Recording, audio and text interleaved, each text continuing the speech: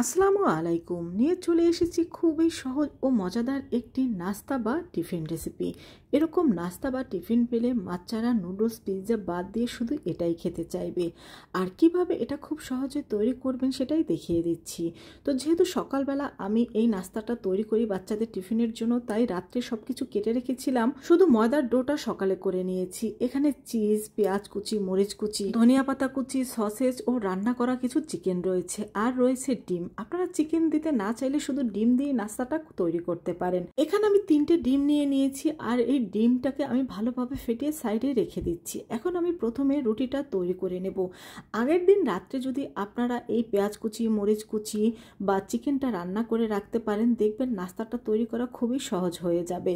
এই যে দেখুন, মোটামুটি পাতলা করে আমি এখানে একটা বড় সাইজের রুটি তৈরি করে নিয়েছি। তো চুলে একটি প্যান বসিয়ে তার মধ্যে সামান্য পরিমাণের তেল দিয়ে দিচ্ছি। এখন এই তেলের মধ্যে আমি এই রুটিটা দিয়ে দেব। এই রুটির ডোটা আমরা পরাটার ডো ঠিক যেরকম তৈরি করি ঠিক সেভাবে তৈরি করে নিতে হবে। এখন আমরা যে ডিমটা ফেটিয়ে রেখেছিলাম তার থেকে অর্ধেকটা ডিম আমি এখানে দিয়ে দেব।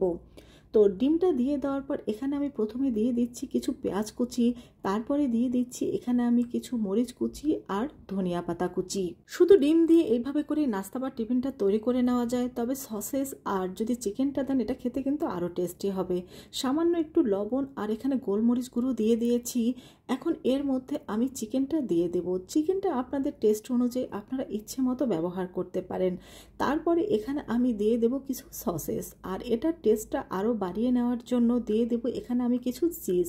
এই চিজটা দেওয়ার কারণে কিন্তু এই নাস্তাটার টেস্ট বহু গুণে বেড়ে যাবে, আর বাচ্চারা চিজ দিয়ে তৈরি যে কোনো কিছু খেতে কিন্তু অনেক বেশি পছন্দ করে।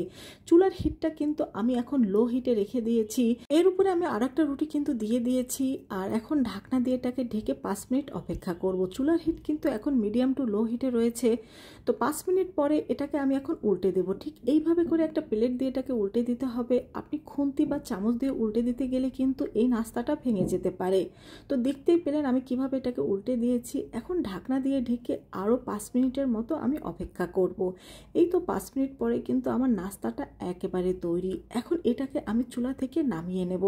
আর চুলা থেকে নামিয়ে আপনাদের আমি দেখিয়ে দিচ্ছি যে নাস্তাটা দেখতে কতটা লোভনীয় হয়েছে। দেখুন, নাস্তাটা তৈরি করা কিন্তু কোনো কঠিন ব্যাপার না। আগের দিন শুধু সবকিছু আপনারা রেডি করে রাখবেন। সকালবেলা বাচ্চারা স্কুলে যাওয়ার আগে খুব সহজে আমার মতো ঝটপট এই নাস্তাটা তৈরি করতে পারেন। বাচ্চারা কিন্তু একঘেয়েমি নুডলস, পরাটা এগুলো অনেক সময় খেতে চায় না, তো তখনই এরকম ভিন্ন ধরনের নাস্তা কিন্তু তৈরি করে দিতে পারেন। আর এর টেস্ট কিন্তু পিৎজার চাইতে কোনো অংশে কম না। স্কুলের টিফিন বা বিকেলের নাস্তায় দেখবেন বাচ্চারা এটা খুবই পছন্দ করছে।